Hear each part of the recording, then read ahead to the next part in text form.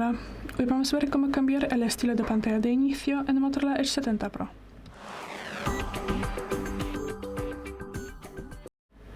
Bueno, en ese modelo tenemos dos estilos de pantalla de inicio. Tenemos la versión estándar clásica, que pone todas las aplicaciones en la pantalla de inicio, o también podemos cambiarlo al cajón, que abre las aplicaciones en la lista así.